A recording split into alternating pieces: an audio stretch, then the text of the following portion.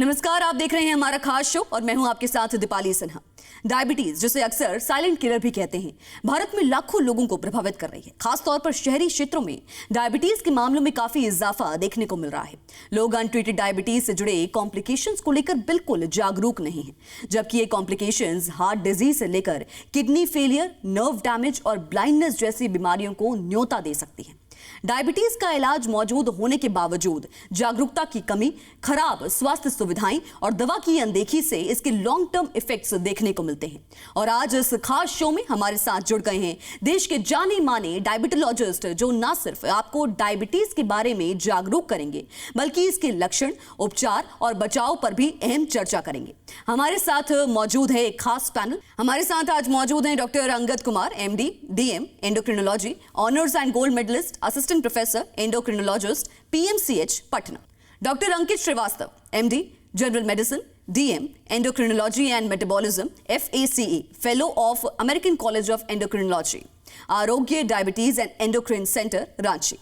Doctor Neeraj Sinha, MBBS, MD, general medicine, DM, endocrinology, gold medallist, assistant professor, endocrinology, PMCH, Patna.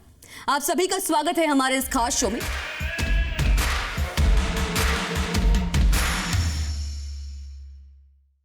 Doctor Angad, मैं आपके पास आना चाहूंगी। सबसे पहला सवाल मेरा ये है, अनट्रीटेड डायबिटीज के लॉन्ग टर्म कॉम्प्लिकेशंस क्या हैं? हम मेनली 2 तरह से डिवाइड कर सकते हैं। अब पहला जो सब ग्रुप है मरीजों का, वो ऐसे मरीज जिनमें माइक्रोवेस्कुलर डिजीज होते हैं, उनमें diabetic retinopathy, diabetic neuropathy, diabetic nephropathy, erectile dysfunction या डायबिटिक कार्डियोमायोपैथी होती है। आम भाषा में कहें तो किडनी की समस्या, नसों की समस्या और आँखों की समस्या, जिसमें रेटिनल हेमरेज हो सकती है, रेटिना में डिटैचमेंट हो सकता है और ब्लाइंडनेस हो सकती है। दूसरा सब ग्रुप जो है डायबिटीज कॉम्प्लिकेशंस का, वैसा होता है जिसमें बड़ी ब्लड वेसल्स का इन्वॉल्वमेंट होता है, जिसे मेडिकल की भाषा में हम लोग माइक्रोवेस्कुलर डिजीज कहते हैं। इसमें हार्ट अटैक हो सकते हैं, एंजाइना हो सकते हैं, ब्रेन स्ट्रोक हो सकते हैं, पेरिफेरल आर्टेरियल डिजीज हो सकते हैं, जिसके वजह से बार-बार डायबिटिक फुट अल्सर होने का रिस्क रहता है। इंटरमिटेंट पाँव में दर्द होती है, जिसे क्लॉडिकेशन बोलते हैं। इसके अलावा करीब 8 से 10 तरह के कैंसर्स होते हैं, जिनका डायरेक्ट या इनडायरेक्ट एसोसिएशन होता है डायबिटीज या मोटापे के साथ। इसके अलावा चूंकि डायबिटीज के मरीजों में जो इम्यूनिटी होती है कंप्रोमाइज होती है, तो डायबिटीज के मरीजों को बार-बार रिस्पिरेटरी ट्रैक्ट इन्फेक्शन होने का रिस्क बना रहता है, खास करके निमोनिया, इन्फ्लुएंजा का। इसके अलावा ये भी देखा गया है कि डायबिटीज के मरीजों में जो डिप्रेशन की समस्या होती है, वो ज़्यादा होती है। डॉक्टर अंकित, मैं आपसे जानना चाहूंगी, डायबिटीज और इससे रिलेटेड कॉम्प्लिकेशंस का भारत में क्या कुछ प्रीवलेंस है? डायबिटीज इंडिया में चौथा सबसे कॉमन क्रॉनिक डिसऑर्डर बन चुका है। एक बहुत बड़ा फैक्टर है कि आज भी हमारे देश में आधे से ज़्यादा डायबिटिक पेशेंट अनडायग्नोज्ड हैं। तो अगर हम डायग्नोज्ड डायबिटिक पेशेंट्स की बात करें, तो लगभग 9 से 10% पॉपुलेशन को डायबिटीज़ है और ये थोड़ा बहुत रिफ्लेक्ट कर रहा है। डायबिटीज़ के कॉम्प्लिकेशन, जैसे कि आपको बताया गया, काफ़ी कॉमन है। अगर हम रेटिनोपैथी की बात करें, डायबिटीज से आंख इफेक्ट होने की बात करें, तो ऑलमोस्ट 4 से 5% डायबिटिक पेशेंट्स की आंख इफेक्टेड है। न्यूरोपैथी या पैर के जलन लहर की बात करें, डायबिटिक पेशेंट को पैर की कुछ ना कुछ समस्याएं रहती हैं और ऑलमोस्ट 12% पेशेंट्स को डायबिटीज के कारण किडनी डैमेज हो रहा है। तो ऐसे होल पॉपुलेशन वाइज डाटा तो अवेलेबल नहीं है एग्जैक्टली, बट ये डायबिटीज का रिलेटिव फ्रीक्वेंसी है कि कितने परसेंट डायबिटिक पेशेंट में ये होता है। और एक जो सबसे बड़ा बात है कि अभी भी आधे से ज्यादा डायबिटिक पेशेंट अनडायग्नोज्ड है, जो हमें पता भी नहीं है कि उन्हें डायबिटीज है। वो बहुत बार कॉम्प्लिकेशंस के साथ प्रेजेंट करते हैं, स्पेशली हमारे इंटीरियर के एरिया, हमारे गाँव देहात जो होते हैं, वहाँ डायबिटीज अभी भी काफी अंडर डायग्नोज्ड है। डॉक्टर नीरज, मैं आपसे जानना चाहूंगी, भारत में अनकंट्रोल्ड या यूं कहें कि अनट्रीटेड डायबिटीज के मुख्य कारण क्या हैं? अनकंट्रोल्ड डायबिटीज या अनट्रीटेड डायबिटीज का मुख्य कारण है डायबिटीज के बारे में जागरूकता की कमी। आज भी हमारे समाज में हम डायबिटीज को सही रूप से समझ नहीं पाते।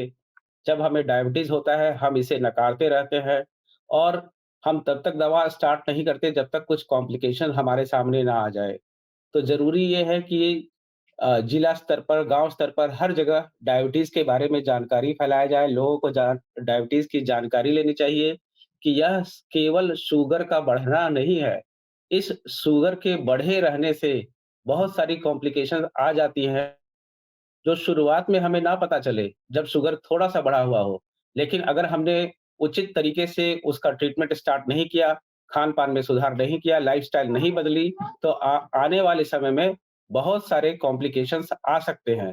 तो हमारे में जागरूकता की कमी है, हम डायबिटीज़ को समझ नहीं पाते और अगर हम डायबिटीज़ का इलाज करते भी हैं, तो उचित तरीके से नहीं करते, सही दवाइयाँ नहीं खाते, समय-समय पे जाँच नहीं करते, समय-समय पे डॉक्टर को दिखाने नहीं जाते।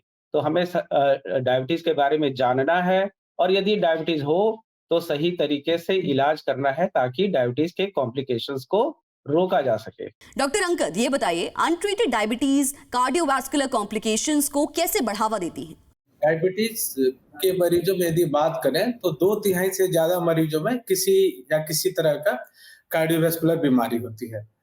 इनफैक्ट यदि हम बात करें डायबिटीज के मरीजों में जो मॉर्टेलिटी होती है, मौत होती है, उनमें जो सबसे प्रमुख कारण है वो कार्डियोवास्कुलर बीमारी होती है। ये कार्डियोवास्कुलर बीमारी किसी भी तरह की हो सकती है। ये प्रेजेंट कर सकती हैं मायोकार्डियल इन्फार्क्शन, जिसे आम भाषा में हार्ट अटैक बोलते हैं, एंजाइना हो सकती है, हार्ट फेलियर हो सकता है, डायबिटिक कार्डियोमायोपैथी हो सकती है, हार्ट कमजोर हो सकता है। इसके अलावा रिदम डिसऑर्डर जैसे कि किसी भी तरह के एट्रियल फिब्रिलेशन, हार्ट ब्लॉकेज भी डायबिटीज के मरीजों में काफी कॉमन है। इसके अलावा पेरिफेरल आर्टेरियल डिजीज को और सेरेब्रोवास्कुलर ब्रेन स्ट्रोक को भी सेरेब्रोवास्कुलर कार्डियोवास्कुलर डिजीज की श्रेणी में ही रखा जाता है। हम बात करते हैं कि डायबिटीज के मरीजों में आखिरकार कार्डियोवास्कुलर डिजीज इतनी कॉमन क्यों है। डायबिटीज के मरीजों में होता क्या है, जो हमारी ब्लड वेसल्स हैं उनके अंदर कोलेस्ट्रॉल जमा होना शुरू होता है। एक बार अगर कोलेस्ट्रॉल जमा होना शुरू हो जाता है तो जो ब्लड वेसल की कैपेसिटी है, उसकी डायमीटर वो नैरो हो जाती है और धीरे-धीरे ये नैरो होने के वजह से जो ऑक्सीजन कैरिंग कैपेसिटी है टिश्यू लेवल पे वो घट जाती है, ब्लड जाना कम हो जाता है, जिससे कि हार्ट अटैक आने की संभावना बढ़ने लगती है। ये जो प्रोसेस है एथेरोस्क्लेरोसिस की, तब और बढ़ जाती है यदि मरीज को साथ में ब्लड प्रेशर की शिकायत हो, कोलेस्ट्रॉल की शिकायत हो, मोटापे की शिकायत हो या किसी भी तरह की और क्रोनिक इन्फ्लेमेटरी डिजीज भी प्रेजेंट साथ में अगर है तो। डॉक्टर अंकित, मैं आपसे जानना चाहूंगी, अनट्रीटेड डायबिटीज की वजह से होने वाली गंभीर समस्या डायबिटिक नेफ्रोपैथी क्या है? नेफ्रोपैथी एक कॉम्प्लिकेशन है जो एक अनट्रीटेड लॉन्ग स्टैंडिंग डायबिटीज का लक्षण है। सिंपल लैंग्वेजेस में डायबिटीज के कारण आपकी किडनी इफेक्ट हो गई है और किडनी अपने कार्य के हिसाब से काफी कम काम कर रही है। इसका अलग अलग स्टेजिंग होता है। पहला जो कुछ स्टेज होता है उसमें आपके पेशाब में प्रोटीन जाना शुरू होता है, जिसको चेक किया जाता है। अगर उस समय तक इसका इलाज नहीं शुरू किया गया तो फिर आपकी क्रिएटिनिन बढ़नी शुरू करती है और एक पर्टिकुलर लेवल के ऊपर अगर क्रिएटिनिन चला गया तो फिर आपको किडनी रिप्लेसमेंट थेरेपी, डायलिसिस या ट्रांसप्लांट के बारे में सोचना पड़ सकता है। तो अगर हम देखें तो डायबिटिक नेफ्रोपैथी सबसे सीरियस कॉम्प्लिकेशंस में से है। यूजुअली आज के देश में डेवलप्ड कंट्रीज में किडनी फेलियर का नंबर 1 कॉज डायबिटीज हो चुका है और अगर हम उन पेशेंट्स को देखें जिनकी डायलिसिस रेगुलर चल रही है, उसमें भी नंबर 1 कॉज डायबिटीज हो चुका है। तो ये नंबर 1 कॉज हो चुका है किडनी फेलियर का। और डायबिटिक के कारण जिन पेशेंट्स का किडनी फेलियर होता है उनका आउटकम यूजुअली नॉर्मल पेशेंट से काफी खराब है। अगर मान लीजिए आपके एक पेशेंट है जो प्रेशर के कारण उनकी किडनी अफेक्ट हुई है और एक पेशेंट है जिनका शुगर के कारण किडनी अफेक्ट हुआ है, तो जिस पेशेंट का शुगर के कारण किडनी अफेक्ट हुआ है उसका usually life span comparatively limited होता है, कॉम्प्लिकेशंस रेट मच हायर होते हैं और अगर हम ट्रांसप्लांट की भी कोशिश करें तो पोस्ट ट्रांसप्लांट सर्वाइवल कंपैरेटिवली बाकी बीमारियों से कम होता है। जो अच्छी बात है, ये एक कंप्लीटली प्रिवेंटेबल डिसीज है। अगर आप अपनी डायबिटीज कंट्रोल में रखें, ठीक से ट्रीट कराएं, रेगुलरली अपनी किडनी की जांच कराएं, फर्स्ट स्टेज में ही उसको डिटेक्ट किया जाए तो हाँ, आज के डेट में काफी ट्रीटमेंट ऑप्शंस अवेलेबल हैं, इस बीमारी को कंट्रोल किया जा सकता है। लेकिन एक बार आपका क्रिएटिनिन बढ़ गया, आपका जीएफआर घट के 5-10 के ऊपर आ गया, यानी आपका किडनी अगर 5-10% ही काम कर रहा है तो इसका कोई इलाज नहीं है, आपको आइदर डायलिसिस या किडनी ट्रांसप्लांट के बारे में ही सोचना पड़ेगा। डॉक्टर नीरज, ये बताइए डायबिटिक फुट इन्फेक्शंस क्या होते हैं और डायबिटीज के मरीजों में इसे कैसे रोका जा सकता है? डायबिटिक फुट इन्फेक्शंस डायबिटीज से संबंधित एक महत्वपूर्ण कॉम्प्लिकेशंस में से एक है। विश्व भर में हर 30 सेकंड में एक पैर काटा जाता है because of diabetic foot ulcers. Diabetic foot infections diabetes के मरीजों में होने की संभावना अधिक हो जाती है क्योंकि पैर या तो न्यूरोपैथी से या वैस्कुलोपैथी से पैर की अवस्था बहुत अच्छी नहीं होती। हमारे जो पैर के प्रोटेक्टिव मैकेनिज्म्स हैं वो थोड़े फॉल कर जाते हैं और जिसके कारण पैर में अल्सर्स बनने की संभावना बढ़ जाती है और उन्हीं अल्सर्स के माध्यम से फुट इन्फेक्शंस हमारे पैर में घुस जाते हैं। ये बैक्टीरियल भी हो सकते हैं और ये फंगल भी हो सकते हैं। इनका महत्व इसलिए है कि ये फुट इन्फेक्शंस मरीजों को बहुत बार पता भी नहीं होता कि उनके पैर में घाव हो चुका है, वो उन्हीं फुट अल्सर्स में चलते रहते हैं, जिससे यह अल्सर्स बड़ा होता चला जाता है और कुछ लोगों में ये नौबत आ जाती है कि पैर का कुछ अंग काटना भी पड़ जाता है। तो डायबिटिक फुट इन्फेक्शंस डायबिटीज के कॉम्प्लिकेशंस के कारण, वैस्कुलोपैथी के कारण, न्यूरोपैथी के कारण और हमारी जागरूकता की कमी के कारण कि हम खाली पैर चल देते हैं, पैर को यदि हम रोज उसका निरीक्षण नहीं करते हैं, तो इसमें होने की संभावना अधिक हो जाती है। और यदि हम इसके बचाव की बात करें तो जिन कारणों से हो रहा है फुट इन्फेक्शंस, उन्हीं कारणों के माध्यम से हम उन्हें बचा सकते हैं। जैसे कि न्यूरोपैथी, वैस्कुलोपैथी की बात हो रही है, तो न्यूरोपैथी, वैस्कुलोपैथी ना हो इसके लिए हमेशा शुगर नियंत्रण में रहे, इसकी कोशिश करनी चाहिए। डायबिटीज़ के मरीजों को खाली पैर नहीं चलना चाहिए और उनको रोज अपने पैर का निरीक्षण करना चाहिए। जूता-चप्पल यदि हम पहन रहे हैं तो उनका भी निरीक्षण आवश्यक है कि उस जूते-चप्पल में कोई कील ना हो, कोई धूल ना हो, मिट्टी ना हो और यदि हमें कोई फुट अल्सर हो गया हो, तो उसका तुरंत इलाज करना चाहिए क्योंकि हमेशा इलाज और जानकारी ही बचाव होने वाला है। डॉक्टर अंगद, अनट्रीटेड डायबिटीज में न्यूरोपैथी का क्या रोल होता है और डेली लाइफ पर इसका क्या कुछ असर देखने को मिलता है? डायबिटीज के मरीजों में बात करें अगर हम न्यूरोपैथी की, तो डाटा थोड़ा वेरिएबल है, लेकिन करीब 15% से लेकर 75% मरीजों में किसी न किसी तरह की न्यूरोपैथी हो सकती है। ये न्यूरोपैथी भी बहुत तरह की हो सकती है। जो सबसे कॉमन है मेडिकल की भाषा में जिसे डिस्टल सिमेट्रिक पॉलीन्यूरोपैथी बोलते हैं या डायबिटिक पेनफुल न्यूरोपैथी बोलते हैं। इसमें होता क्या है कि हमारे हाथ में, हमारे तलुओं में जलन होना, झुनझुनी होना, रात में काफ़ी ज़्यादा दर्द होना, ये बहुत कॉमन है जिससे मरीज की क्वालिटी ऑफ लाइफ खराब हो जाती है। इसके अलावे हमारे शरीर में जहाँ कहीं भी नर्व हो, जिन्हें आम भाषा में नस बोलते हैं, चाहे वो पेरिफेरल नर्व हो या ब्रेन में नर्व हो जिन्हें क्रेनियल नर्व्स बोलते हैं, इनका अफेक्शन हो सकता है जिसके वजह से रिस्ट ड्रॉप हो सकती है, फुट ड्रॉप हो सकता है, फेशियल नर्व की कमजोरी हो सकती है, हमारी आंख की जो मसल है, ऑकुलर मसल, उनकी कमजोरी हो सकती है। इसके अलावा कई बार ऐसा होता है कि शरीर के बहुत सारे नस एक साथ इन्वॉल्व हो जाते हैं जिससे जनरलाइज वीकनेस हो जाती है। कई बार ये जो बड़े नसों की कमजोरी की वजह से हमारी जो प्रोटेक्टिव सेंसेशन है वो खत्म हो जाती हैं, जिसके वजह से बार-बार फुट अल्सर होने के चांसेस हो जाते हैं। बहुत बार हमें अपने पाँव को कटवाना भी पड़ सकता है।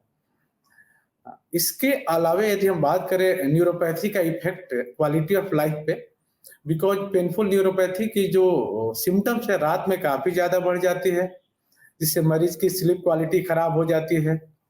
मरीज अक्सर चिड़चिड़ा रहता है, सोशल इंटरेक्शन उसका घट जाता है, क्वालिटी ऑफ वर्क घट जाती है, प्रोडक्टिविटी घट जाती है। देखा ऐसा गया है कि ऐसे लोगों का सोशल इंटरेक्शन घट जाता है और इनमें कार्डियोवैस्कुलर जो बीमारी है, जो बेसलाइन रिस्क ऑलरेडी डायबिटीज में काफी हाई होता है और ऐसे लोग जिनमें सीवियर डायबिटिक न्यूरोपैथी है, उनमें कार्डियोवैस्कुलर बीमारी के रिस्क बेसलाइन से और ज्यादा बढ़ जाती है। डॉक्टर अंकित, अनट्रीटेड डायबिटीज का आईसाइट पर क्या कुछ असर होता है, इसके बारे में जानकारी दीजिए। आई थिंक एक बहुत इंपॉर्टेंट क्वेश्चन, डायबिटीज और आंख का संपर्क। तो एक अनट्रीटेड डायबिटीज है वो आपके आंख के अलग अलग पार्ट को इफेक्ट करता है। पहले हम आते हैं मोतियाबिंद या लेंस। तो डायबिटीज से कैटरैक्ट काफी अर्ली एज पे ऑनसेट होता है। अगर आप बहुत बढ़ा हुआ शुगर है, स्पेशली टाइप 1 है, तो इसमें काफी अर्ली एज ऑफ ऑनसेट होता है कैटरैक्ट का, जो आपके नॉर्मल एज से काफी अलग है।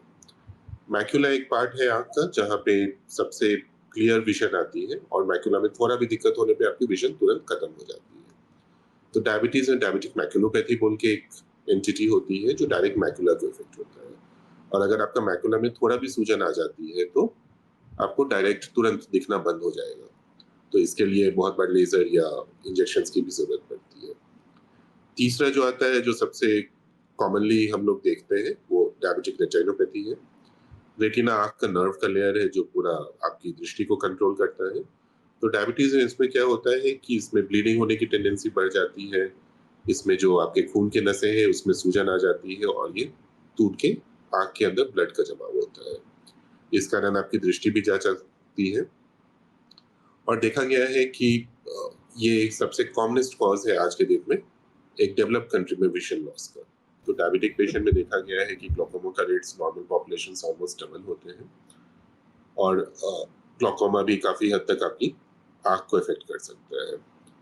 एक जो इम्पोर्टेंट बात है कि 90% ऑफ कॉम्प्लिकेशंस जो आई के हैं वो टोटली प्रिवेंटेबल है।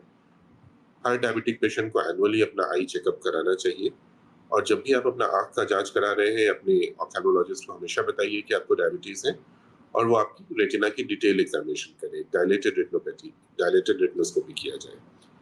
देखा गया है अनफॉर्चुनेटली ऑलमोस्ट 60% पेशेंट्स जो हैं वो अपना आई का चेकअप नहीं कराते हैं, जो कंपलसरी है। अगर आप रेगुलरली अपने आई का चेकअप करा रहे हैं तो almost 90% of complications totally preventable है।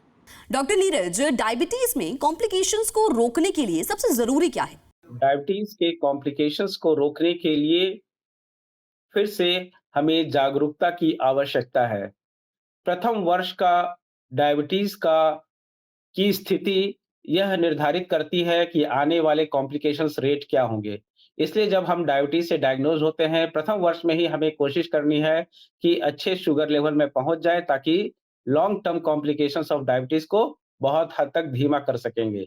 हमारे लिए जरूरी है कि समय समय पे अपना जांच करें और शुगर लेवल नियंत्रण में रखें। इसके अलावा शुगर लेवल नियंत्रण में रखने के अलावा हमें हमेशा डायबिटीज के कॉम्प्लिकेशन के प्रति नजर रखनी है। जैसे कि अभी डॉक्टर अंकित श्रीवास्तव बता रहे थे कि यदि हम आंख के कॉम्प्लिकेशंस को रोकना चाहते हैं तो हमें समय समय पे आंख की जांच करानी है। यह काफी नहीं है कि हमें तो अभी आई साइट में कोई दिक्कत नहीं है, बहुत बार दिक्कत नहीं भी हो सकती है, लेकिन कॉम्प्लिकेशन स्टार्ट हो सकते हैं, और इसी कारण से हमें डॉक्टर को दिखाना है कि क्या कोई रेटिनोपैथी डेवलप कर रहा है, कैटरैक्ट आ रहा है, ग्लोकोमा आ रहा है या नहीं आ रहा है, तो डॉक्टर को दिखाने की जरूरत है। उसी तरह जब हम न्यूरोपैथी की बात करें तो यदि हमें जलन झिनझिनी महसूस हो तो हमें अपने डॉक्टर को दिखाना चाहिए और उसका इलाज करना चाहिए।